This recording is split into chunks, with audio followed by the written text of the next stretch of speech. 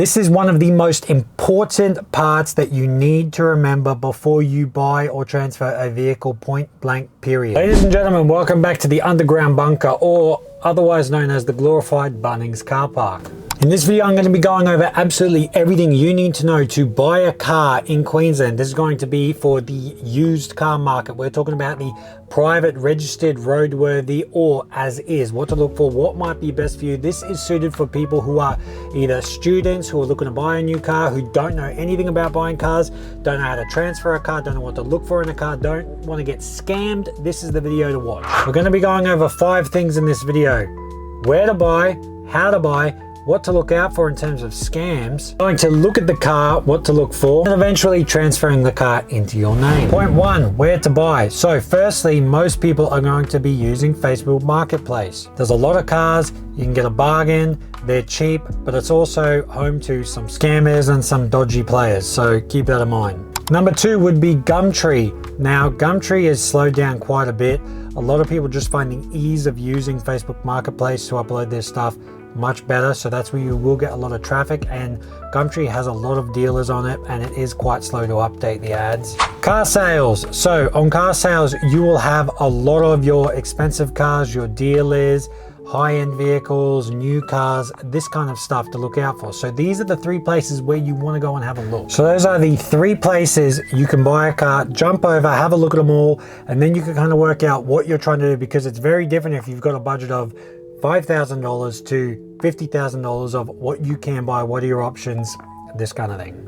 Let's say you've gone the Facebook route. Now this is what most people will do, and there are 2 main options here you have. You're going to be buying the vehicle as a private sale, and it will either be registered and roadworthy, or will come as is. So now all of these have their own caveats, but we'll start with the registered and roadworthy.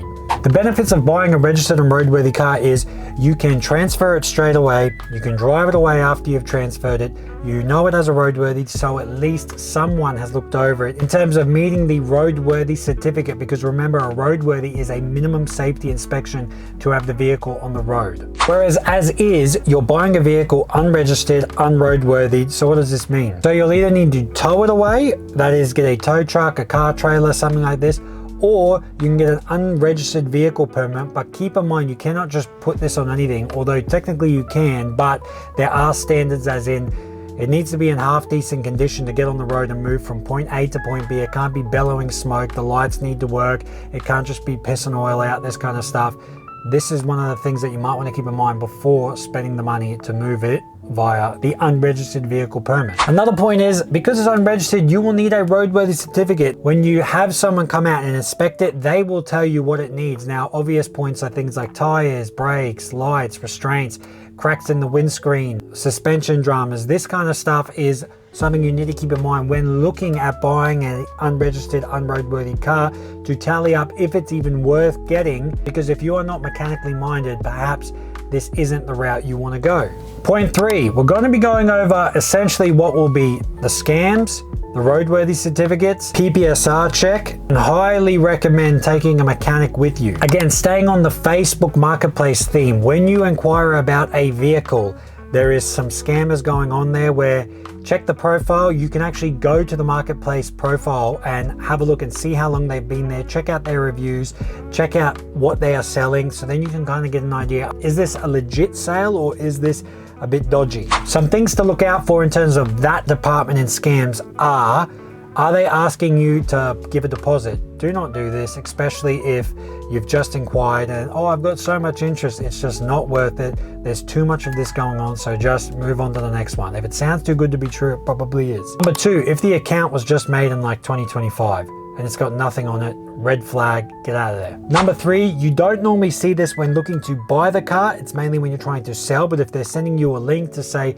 hey, just click this and follow it through because it's going to give you some history on the car, blah, blah, red flag, get the hell out of there. Roadworthy or safety certificates, things to look out for. If you're going to look at buying a car that is registered and roadworthy, but then you get there and you go, hey, tires are bald, brakes are squeaking, pissing oil out, exhaust has got a hole in it, seat belts are all frayed up, engine lights are on, this is a clear sign that something dodgy is going on, and it's best you get out of there. This is one of the most important parts that you need to remember before you buy or transfer a vehicle, point blank period. You need to do a PPSR check. What does PPSR stand for? It stands for the Personal Property and Security Register. What does this mean? This means it will tell you if there's any finance owing on it, that is, if there is a loan. 2, if it has been smashed and repaired, as in it's a repairable write-off. This isn't always a deal breaker, but it is good to know and for the seller to be upfront about these things if they know about it, because you might not want to buy a car that's had the rear end smashed in and fixed up and may cause some dramas in the future. And thirdly, probably one of the more obvious points is it stolen? Does this person own it? Is it registered as a missing vehicle? Because this can obviously be a big problem if you buy a car that is not owned by the seller. Last point on this, if you're going to buy a vehicle, do yourself a favor, especially even if it looks good. Take a mechanic, take a friend who's mechanically minded, and just say, can you come along and maybe you're going to see something I don't. Again, it's a kind of language where if you're watching this and you're a dude who works on cars, you're a mechanic, this, that, the other, you know what I'm talking about. You can just get in, start the car, and straight away, okay, something's going on, or no, this seems pretty good. Basic things to look out for. Is the car smoking? Is it overheating? Is the clutch slipping? Is the transmission slipping? Is there any knocks, sunks, ticking of the engine? This kind of stuff. Excessive oil leaks. Has the car been heated up for some reason before you arrive? Because this can indicate some issues that they're trying to hide. If you can, bring a scanner, have a quick scan of the vehicle. This will tell you if there's any hidden gremlins that you might not be aware of. As a quick plug, hit up this Facebook page. If you want your vehicle inspected before purchasing it, let me know. I'll come out and check it out.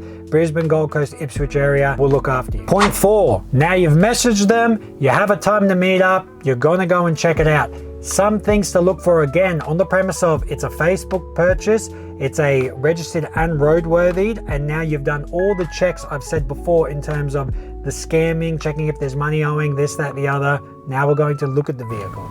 Again, if you don't have any mechanical knowledge, it's going to be very hard for me to explain to you over a video of exactly what to look for, but here are some things that you can keep an eye out for just so you can get a gauge of how is this seller behaving. Firstly, depending on how old the vehicle is, because a lot of the times older vehicles will not have it, ask for the logbook. Do they have the logbook? If they do, cool. See how the service history is, and from there you can get a gauge on the reliability of the vehicle. Secondly, ask how long have they owned it. If they say, oh, I've only owned it for 2 weeks, I'm getting rid of it. Why is this? What's going on? Is there an issue that they want to pass on to someone else? Or maybe it is just genuine. Hey, listen, this isn't the car for me. I need to upgrade to a bigger car. But it's a good indicator to work out what's going on, because if they have owned it for a very long time, they have the experience with the vehicle to know, hey, yep, it doesn't have any issues, no problems here, always serviced it. It's one of those situations where a lot of cars being sold are being sold by backyard dealers. Now, this doesn't always mean that it's a terrible buy, but just be aware you can check the Facebook profile page and have a look, scroll down. If there's a million cars, they are there to make money. You might get a bargain, but you also might buy a lemon.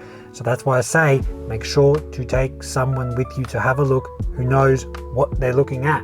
2 quick examples of a good and bad interaction when looking at a vehicle to purchase. The good interaction, they've owned it for 5-6 years. They've got full logbooks. They've got a roadworthy, and the roadworthy adds up. There's no weird crap going on. The tires are good, the brakes are good. There's no leaks, there's no drama here. It drives really well, this kind of stuff.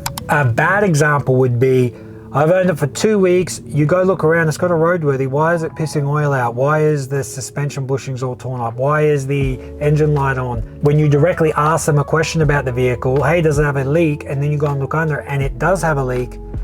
It's not adding up. Might be a bit of a red flag to, hey, take a step back and either have it inspected by someone else or just get out of there. Now I'm going to say this one more time. Do that PPSR check. I'll chuck something up here so you can see the one that most people use, that I use, because this is from the actual government website. It costs $2. Fill it out, chuck in the VIN number, and then you'll have peace of mind before transferring it, because we do not want to be one of those horror stories of, oh crap, I just bought an absolute piece of shit. But that brings us on to point 5. But you like the car, you've driven it, registered, roadworthy, sounds good, time to transfer. So the way the transfer works is this, in Queensland is, after you purchase it, you have 2 weeks to transfer it. Technically, you have 2 months or 2,000 Ks, but that's not really how it's supposed to work. You're supposed to, as the buyer, transfer it within those 14 days because although it is extremely uncommon, you can be penalized by the Department of Transport if the seller is unhappy and they want you to just get it out of their name.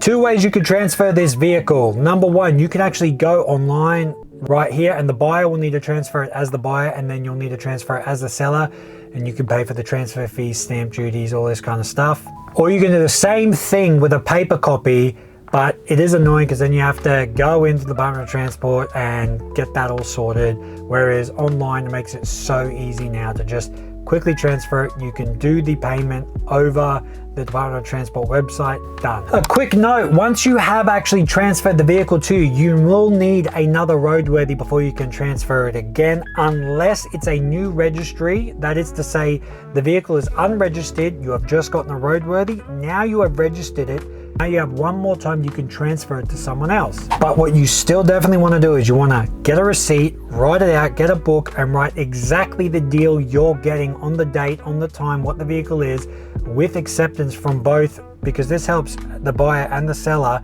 As on this date, at this time, I bought this car for this much in this condition, no money owing, no crash history, it's not stolen. Put both your driver's license on the piece of paper, take a photo of it front and back, and that should secure you a safe transfer. Now you've purchased the car, now you've transferred the car. Something to be aware of: on a private sale, there is no warranty. It is buyer beware. If the roadworthy has issues, yes, you can take it up with the person who did it and get them to sort it out. But if you buy it and drive it down the road and the car explodes, you're pretty much on your own, because the reality is, yes, you can push it forward as a fraud case, but it is so hard to prove, and generally speaking, it doesn't happen. So keep that in mind. So in closing, first thing you want to do is do a PPSR check. That $2 is the best $2 you're going to invest in purchasing your vehicle. Number 2, if you can, take a friend who's mechanically minded, or actually get a mechanic out there who is going to look over the car, give the car a shakedown, and give you a full report on what's going on with the vehicle. Hit me up. Thirdly, for your own peace of mind, look out for some dodgy stuff in terms of the roadworthy. That is to say, it's got an engine light on, that's not roadworthy. Hey, the tires are bulbed, that's not roadworthy. Hey, it's pissing oil out, that's not roadworthy. So I hope this video helps you in deciding and being aware of some of the things to look out for when buying a vehicle, a used vehicle, private, registered and roadworthy. If I've missed anything, leave it in the comments. Let's have a chat about it. If you want to ask a question, leave it in the comments. I'll get back to you as soon as possible. Check out the other videos. Thank you so much for watching, and I'll see you in the next one. Peace.